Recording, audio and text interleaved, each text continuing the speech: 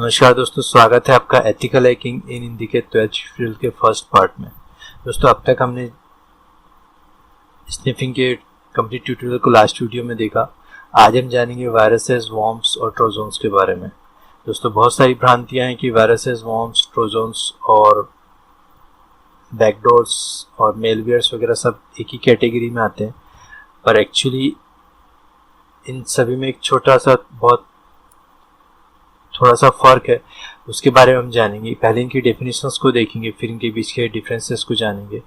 आज हम ये देखेंगे कि इनकी डेफिनेशंस क्या होती है, इनके बीच का जो डिफरेंस है वो क्या है, और फिर हम ये देखेंगे कि अगर आप टॉप कैटेगरीज में वायरसेस को रखेंगे तब तक ऐसे कौन कौन से वायरसेस जिन्हें आप बहुत टॉप कैटेगरीज में रख सकते हैं, जिन्होंने बहुत ज़्यादा हार्म किया हो इंटरनेट को या कंप्यूटर्स को।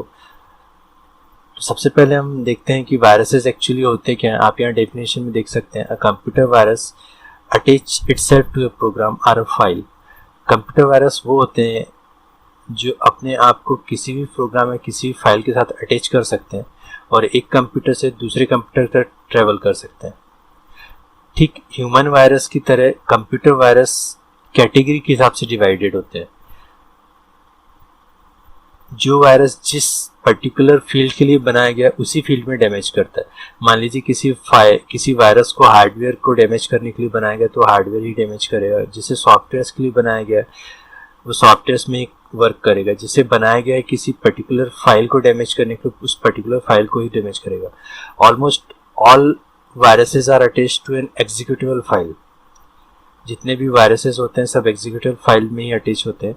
और वायरसेस का एक ड्रॉबैक ये है कि विदाउट ह्यूमन एक्शन ये स्प्रेड नहीं करते, ये फैल नहीं सकते, एक कंप्यूटर से दूसरे कंप्यूटर तक नहीं जा सकते। आपके ईमेल्स के अटैचमेंट के साथ आ सकते हैं, पर जब तक कोई ह्यूमन एक्शन नहीं होगा तब तक ये रन नहीं करेंगे। यहीं पर वॉर्म्स की अगर हम बात करें तो आप यहाँ देख सकते हैं, a worm is similar to a virus by design and is considered to be a subclass of a virus। आप वॉर्म को वायरस का एक क्लास मान सकते हैं या उसका एक सब क्लास मान सकते हैं, but unlike a virus it has capability to travel without any human action. ये सबसे बहुत खतरनाक होता है ये कि जब कोई वॉर्म होता है वो विदाउट एनी ह्यूमन एक्शन के ही रन कर जाता है। अगर किसी मेल को अगर आप ओपन करते हैं जिसके साथ कोई वॉर्म अटैच हो, तो जितने भी आपके नेटवर्क में जुड़े हुए लोग होंगे जो उस फाइल को या उस पर्टिकुलर मेल को उस पर्टिकुलर मेल से डाउनलोड की गई फाइल को अपने अपने कंप्यूटर में ट्रेवल कराएंगे, वो सारे कंप्यूटर्स अपने आप ही वॉर्म से इन्फेक्टेड होते चले जाएंगे। एक अकेला single worm it could send out the 100 or thousands of copies itself. सबसे बड़ी बात यह है कि अगर किसी नेटवर्क में कोई वॉर्म है तो पूरे नेटवर्क को इन्फेक्ट करेगा, किसी सर्वर में तो पूरे सर्वर को इन्फेक्ट कर देगा। और अगर आप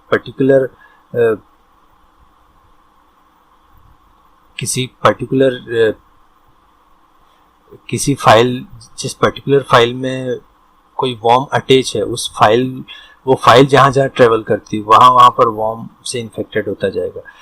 यही एक डिफरेंस है वॉर्म्स और वायरसेस के बीच में, कि वायरस को एग्जीक्यूट करने के लिए किसी ह्यूमन एक्शन की आवश्यकता होती है, जबकि वॉर्म को एग्जीक्यूट करने के लिए किसी ह्यूमन एक्शन की आवश्यकता नहीं होती है। आइए अब जानते हैं ट्रोजन्स के बारे में। ट्रोजन हॉर्स फर्स्ट लुक में कुछ इस तरीके का दिखाई देता है जैसे कोई सॉफ्टवेयर वगैरह होगा, पर एक्चुअली सॉफ्टवेयर ना होकर अगर ये एक तरीके का वायरस है या एक तरीके का मेलवेयर है, अगर जो आपके कंप्यूटर में इंस्टॉल हो गया तो आपके पूरे कंप्यूटर को डैमेज कर सकता है। इवन आपके कंप्यूटर को रिमोटली एक्सेस किया जा सकता है, आपके कंप्यूटर का डेस्कटॉप चेंज किया जा सकता है, आपके ईमेल आईडी, आपके पासवर्ड्स के बारे में पता किया जा सकता है, जो आप एक्शन अपने कंप्यूटर से कर रहे हैं वो किया जा सकता है। एक तरीके का बैकडोर क्रिएट कर देता है ट्रोजन आपके कंप्यूटर में। ट्रोजन वायरसेस और वॉर्म्स, इन सब के बारे में हम वन बाय वन एक ट्यूटोरियल में देखेंगे। आज हम सिर्फ इतना इनकी डेफिनेशंस और इनके बीच के डिफरेंसेस को देख रहे हैं। तो वायरसेस के, तो ट्रोजन्स के बारे में आप कह सकते हैं कि ट्रोजन्स एक तरीके का सॉफ्टवेयर होता है जो किसी भी फाइल में अटैच करके आपको भेजा जाता है, और अगर आप उस फाइल को ओपन कर लेते हैं तो विदाउट आपके नॉलेज के ये आपके कंप्यूटर में रन कर जाएगा, और उसके बाद अटैकर आपके कंप्यूटर को रिमोटली एक्सेस कर सकता है, सारी इन्फॉर्मेशन चुरा सकता है, सारी फाइल्स को डिलीट कर सकता है, आपके डेस्कटॉप को आपके हिसाब से उसके अपने हिसाब से कंट्रोल कर सकता है, आपके कंप्यूटर को उसके अपने हिसाब से कंट्रोल कर सकता है।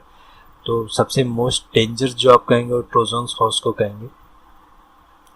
आइए अब देखते हैं कि अगर आप टॉप वायरसेस की लिस्ट को में देखेंगे, अब तक जो वायरसेस बनाए गए हैं उनमें सबसे पहला वायरस जो था वो आप यहाँ देख सकते हैं जेरूसलेम था, जिसको ब्लैक बॉक्स के नाम से भी जाना जाता है। एक्चुअली ये डिस्कवर्ड हुआ था 1987 में, और ये सारे कंप्यूटर्स की फाइल को अपने आप ही डिलीट करता था। और सबसे बड़ी बात ये कि हर फ्राइडे में 13 को एग्जीक्यूट हुआ करता था, 13 तारीख को। इससे जेरूसलेम का नाम इसलिए मिला क्योंकि पहली बार इसे डिटेक्ट किया गया था जेरूसलेम शहर में। फिर है मिसेलेंजेलो एक्चुअली जो वायरस था ये 1991 में क्रिएट हुआ था। मिसेलेंजेलो एक बहुत बड़े आर्टिस्ट थे, एक पेंटर थे और एक आर्किटेक्ट भी थे, और इस वायरस को मिसेलेंजेलो का नाम इसलिए मिला क्योंकि ये उनके बर्थडे के दिन 16 मार्च को एग्जीक्यूट हुआ था। ये आपकी बूट सेक्टर्स में आपकी फाइल्स को, आपकी हार्ड डिस्क को सभी कुछ करप्ट कर दिया करता था। उसके बाद आपके पास था एक स्टॉर्म वर्म करके वायरस जो जनवरी 2007 में आया था। इसका नाम स्टॉर्म वर्म पड़ा क्योंकि ये उस ईमेल के थ्रू आया था जिसमें सब्जेक्ट था कि 230 dead as storm batters Europe. इसने 1.2 बिलियन ईमेल सेंड करके तकरीबन इतने ही कंप्यूटर्स को इन्फेक्ट किया हुआ था।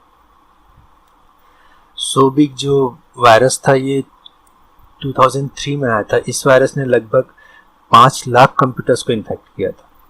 MS ब्लास्ट 2003 में आया था। 19 साल के एक हैकर ने इसे क्रिएट किया था।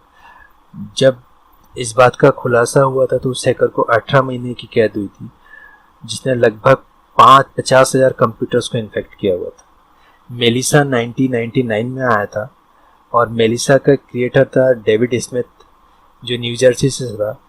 और जब ये खुला हुआ, इस बात का खुलासा हुआ था कि ये किसने किया, जब ये न्यू जर्सी से जो डेविड स्मिथ था पकड़ा था तो इसे 20 महीने की कैद हुई थी और $5,000 का जुर्माना हुआ था। उसके बाद कोडेड आया था। कोडेड एक्चुअली इसके बारे में एक्सप्लेन करना इसलिए भी ज़रूरी है क्योंकि कोडेड जब आया था तो ये आया था फ्राइडे 13 2001 को, जिसने माइक्रोसॉफ्ट IIS सर्वर में बफर ओवरफ्लो डिटेक्ट हुआ था। सबसे पहली जब ढूंढा गया था कि बफर ओवरफ्लो की वल्नरेबिलिटी जो माइक्रोसॉफ्ट IIS सर्वर में है, तो ये फ्राइडे 13 को की गई थी। और जहाँ जहाँ ये वायरसेस पहुँचा था, जहाँ जहाँ इन्फेक्ट किया गया था, वहाँ पे बाकायदा एक मैसेज आता था हैक्ड बाय चाइनीज़। और उसके बाद एक और भी वायरसेस आए जिनमें सबसे अगर एक्सप्लेन करने की बात हो तो ये जो वायरस आया था आई लव यू, ये जो वायरस था ये सन 2000 में आया था और ये एक ईमेल के साथ आता था जिसमें लिखा होता था, जिसका सब्जेक्ट होता था आई लव यू। इसने तकरीबन 5 बिलियन से 8 मिलियन ईमेल सेंड किए गए थे और इसका जो क्रिएटर था वो फिलीपींस से था। और उस समय तक फिलीपींस में कोई साइबर लॉ नहीं था कि अगर आप साइबर कंप्यूटर के थ्रू कोई भी क्राइम करते हैं तो उसके लिए कोई सजा का प्रावधान वगैरह नहीं था, कोई साइबर लॉ ही नहीं था फिलीपींस में। और इस वायरस को क्रिएट जिसने किया था फिलीपींस से था। तो फिलीपींस जब इस वायरस को क्रिएट करने के बाद ही फिलीपींस में साइबर लॉ बनाया गया जिसमें 6 से 3 साल तक की कैद और $2,000 तक का जुर्माना था। तो आज के लिए बस इतना ही।